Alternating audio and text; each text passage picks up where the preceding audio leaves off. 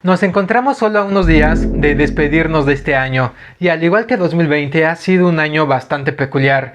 2021 se ha encontrado plagado de retos a superar, pero también plagado de oportunidades a aprovechar. Hemos podido apreciar cómo la economía y los mercados financieros han sufrido una serie de altibajos. Cuando parece que las cosas van de mal en peor, de repente escuchamos una buena noticia y todo vuelve a la normalidad. Pero cuando esta normalidad se extiende y el optimismo en el mercado aumenta, de repente nos cae un balde de agua fría encima y pasa algo que vuelve a aumentar el nerviosismo y el temor en el mercado. Y por esta razón, el día de hoy vamos a hablar de lo bueno y lo malo de 2021. Así que acompáñame a descubrirlo.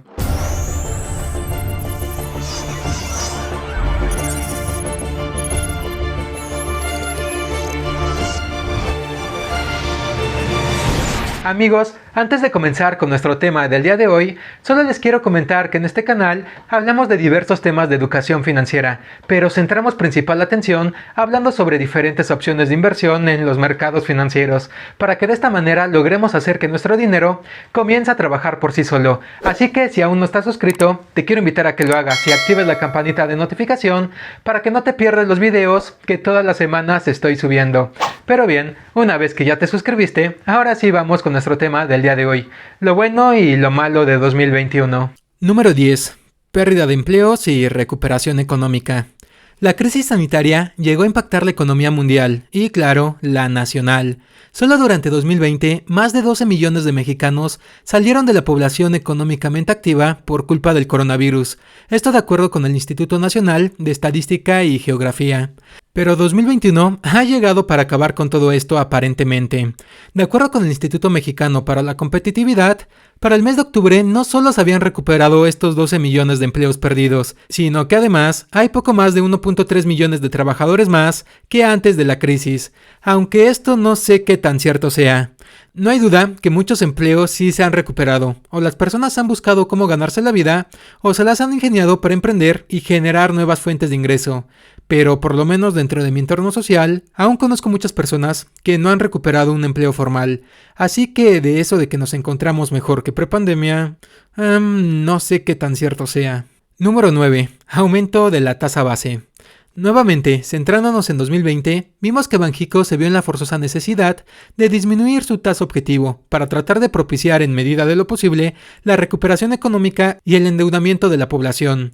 En el primer trimestre de este año, veíamos que la tasa de referencia ascendía a un 7%, pero al finalizar el año, esta había bajado más de 2.75%. Es decir, las principales tasas de nuestro país, como la de CETES, se encontraban dándonos un rendimiento solo del 4.25%. Algo que ya no era pero para nada atractivo para los inversionistas, pero sí para aquellas personas que requerían de crédito, ya que las tasas de interés se encontraban prácticamente por los suelos, y por tal razón, el dinero salía muy barato. Un crédito hipotecario regularmente te cobra un 15% de interés anual, más una comisión por contratación y una más por autorización, pero en 2020 estas comisiones fueron exentas por algunas instituciones financieras, y además las tasas de interés estaban promedios a un 7%, algo que sí era muy atractivo para las personas que querían comprar casa. En 2021 hemos visto que esto ha ido paulatinamente finalizando. Las tasas de interés por créditos y las tasas de rendimiento han estado aumentando. El 16 de noviembre, Banxico, en su octava y última junta del año, informó que la tasa de referencia iba a aumentar 50 puntos base, es decir, esta se iba a situar en el 5.5%, una tasa no vista desde junio del año pasado. Este incremento fue el quinto en el año y el más grande desde hace ya 4 años. Y esto recalca claramente el objetivo de Banco de México de reforzar su política monetaria para asegurar que la inflación converja a su meta del 3% hacia finales del tercer trimestre del 2023. Y este es nuestro octavo punto, la inflación. Después de mantenernos por 2 décadas con una inflación medianamente estable y promedio de un 3.5% más menos un punto porcentual, noviembre de este año nos ha dejado un claro mal sabor de boca e inclusive me atrevería a decir que una preocupación nacional, es más, una preocupación mundial. Y no exagero. Ahorita te explico el porqué. En México, para finales de noviembre, la inflación se colocó en un 7.37%, una tasa no vista desde principios del 2001, de lo cual nos hemos dado claramente cuenta simplemente con el hecho de ir al súper a hacer nuestra despensa. Todo lo que vemos se encuentra mucho más caro. No vayamos tan lejos, simplemente veamos los precios de los productos de la canasta básica. Productos como el aceite, el jamón y el jabón han sufrido un alza de precios de más del 60% en solo 3 años, y productos como el café, la carne y la leche, más del 40%. E inclusive, podemos llegar a ver que productos han subido su precio más de un 70% solo en este periodo de tiempo.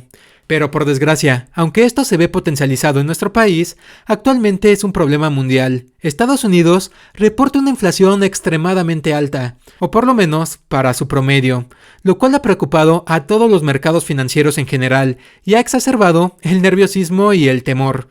Nuestros vecinos del norte regularmente mantienen una inflación del 1.5%, pero 2021 ha roto con esto. Para noviembre pudimos ver una inflación interanual del 6.8%, y parece que esta no va a ceder durante 2022, ya que los estragos de la parálisis económica y los multimillonarios estímulos fiscales aún continúan haciendo efecto. 7. Regulación de plataformas fintech. Después de casi 3 años, por fin las plataformas de tecnología financiera han sido reguladas por la Comisión Nacional Bancaria y de Valores. Desde marzo de 2018 se había tratado de hacer esto, ya que estas entidades se encontraban completamente fuera de toda regulación y de toda supervisión. A pesar de aperturar el sector financiero a la población en general, las fintech eran instituciones de altísimo riesgo, ya que nada nos aseguraba que estuvieran haciendo buen uso de nuestro dinero y que en cualquier momento lo pudieran agarrar y salir corriendo con él. Pero en el mes de febrero recibimos la buena noticia que Dupla acababa de ser la primera fintech de financiamiento colectivo en recibir la autorización de operación, y lo cual a todos sus usuarios, tanto a los solicitantes de crédito como a los inversionistas, nos dio luz verde para poderla utilizar con completa tranquilidad, sabiendo que se tenían que apegar a normas y políticas muy exigentes de supervisión y además que todos sus procesos eran completamente transparentes y bien estructurados. Si bien 2021 ha sentado las bases de autorización fintech, aún queda un largo camino por recorrer. En México existen decenas y decenas de empresas de tecnología financiera, y solo poco más de 50 han cumplido con los criterios para proceder a su solicitud de regulación, pero solo 12 de ellas han sido completamente autorizadas y publicadas en el Diario Oficial de la Federación. 6. México cada vez invierte más y la Bolsa de Valores lo sabe. No es un secreto que la educación financiera de nuestro país no se equipara a los de países más desarrollados, pero si algo tenemos que decir y reconocer es que hemos mejorado enormemente. En 2018, de acuerdo con la Encuesta Nacional de Inclusión Financiera, solo 35 de cada 10,000 mexicanos pertenecientes a la población económicamente activa invertían en la bolsa de valores, es decir, solo un 0.35%. Una completa barbaridad y una cifra absurda e inclusive deprimente si nos comparamos con nuestros vecinos del norte, en donde 60 de cada 100 personas lo hacían. Pero si algo nos dejó la pandemia es podernos dar cuenta que una fuente de ingresos no es suficiente y por tal motivo el interés de la gente por comenzar a invertir comenzó a crecer. Y gracias a plataformas como GBM Plus, hacerlo fue más fácil que nunca. Javier de la Madrid Prieto, director de este broker, en una entrevista con Forbes en el mes de diciembre, comentó que justamente en 2018 esta casa de bolsa solo contaba con 20,000 cuentas aperturadas y el día de hoy, 3 años después, cuentan con más de 2.5 millones de cuentas, lo cual representa más del 80% del total de las cuentas existentes en cualquiera de las casas de bolsa de nuestro país. Esta cifra aún es muy pero muy baja, alrededor de 2% de los mexicanos, pero sin lugar a dudas, esto ha sido un paso enorme y esperemos que continuemos así. 5. Máximos históricos en la bolsa de valores. ¿Oportunidad o posible crisis? La inclusión financiera en el mercado de valores no ha sido algo centralizado a nuestro país, sino más bien algo que hemos visto en todo el mundo, y por tal razón el optimismo y furor en el mercado fue algo claramente visible. Índices bursátiles como el S&P 500 y el Nasdaq 100 este año se encontraron, y por mucho, en máximos históricos.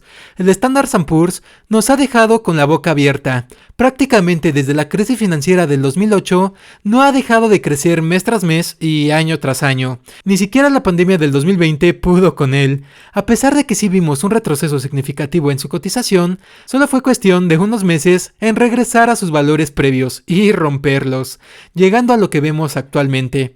Y esto mismo lo vemos con el Nasdaq 100. Cualquier grado de racionalidad en su cotización no ha estado presente, lo cual solo nos deja un interrogante.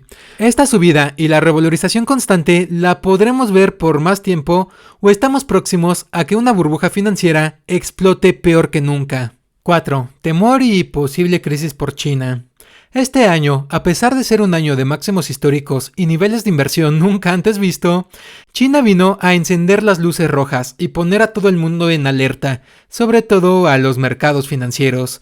2020 fue un año muy difícil para las compañías chinas, ya que sufrieron regulaciones muy exigentes, inclusive las podríamos catalogar como injustas, ya que fueron claramente diseñadas para frenar el crecimiento empresarial y sumirlas a una dictadura comunista. Vimos como Alibaba, Tencent, Didi, Ant Financial y un sinfín de empresas más perdieron la mitad de su valor en mercado debido justamente a esto. Pero por desgracia, no fue lo único que llenó de temor al mercado. Evergrande, un gigante inmobiliario de este país, se ha quedado sin liquidez para hacer frente a sus obligaciones y prácticamente se encuentra en quiebra por su alta cantidad de deuda. A pesar de que este problema viene desde hace un par de años atrás y se veía que esta situación en algún momento iba a explotar, fue hace 3 meses cuando por fin lo hizo, y cuando finalmente Evergrande no tenía el dinero suficiente para poder cumplir con el vencimiento de sus bonos. Esto se ha venido arrastrando mes a mes, y cuando llega un nuevo vencimiento, el mercado se vuelve temeroso por el miedo al incumplimiento de estas obligaciones, lo cual puede desencadenar un colapso nacional e inclusive internacional, por la gran exposición que diversas empresas tienen a esta inmobiliaria.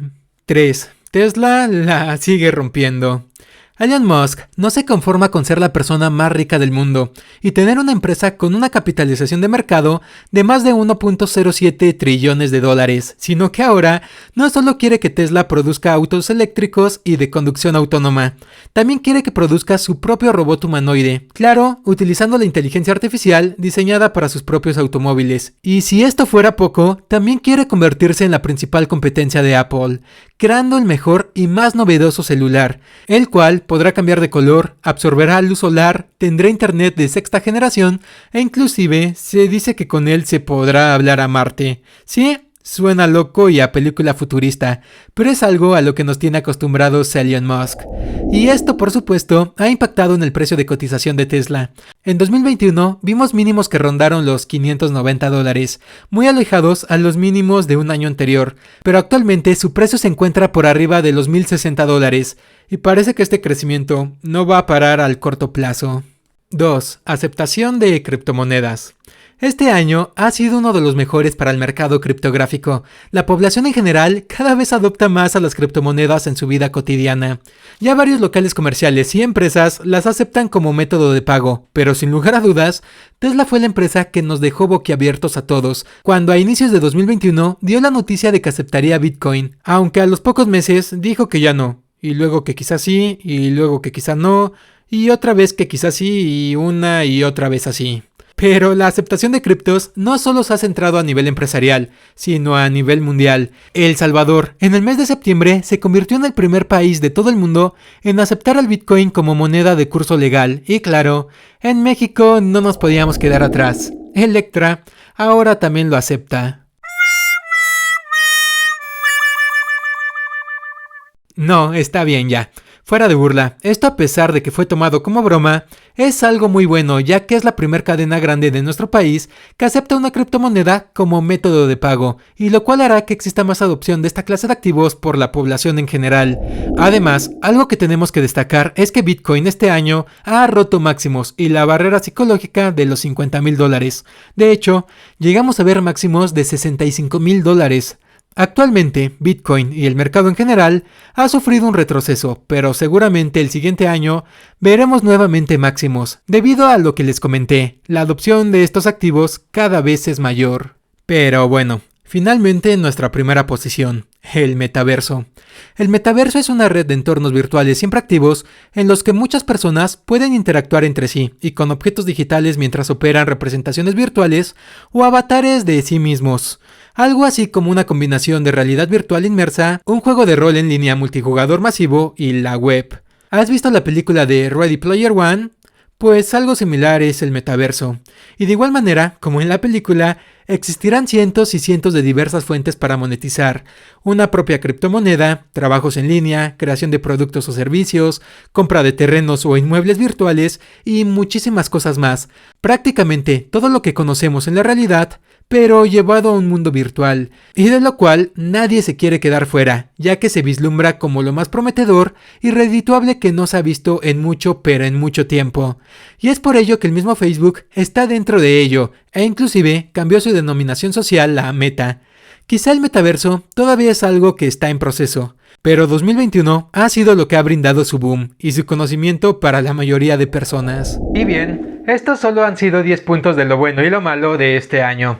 Sé que me faltaron muchas cosas por abordar, ya que como lo comentamos al inicio, ha sido un año plagado de retos y oportunidades, pero creo que esto nos da una buena idea de lo que hemos visto e inclusive, ¿por qué no?, de lo que nos espera este nuevo año. Así que, como siempre, recuerda que de lo único que te vas a poder arrepentir en un futuro es de no haber invertido antes. Así que, te veo en el siguiente video.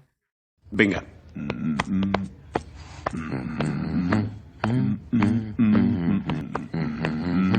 Sigue cantando. Ahora lo sabes. El dinero ya va a entrar. El circo ya llegó. Y pasa por Broadway. Siempre es igual en cada lugar.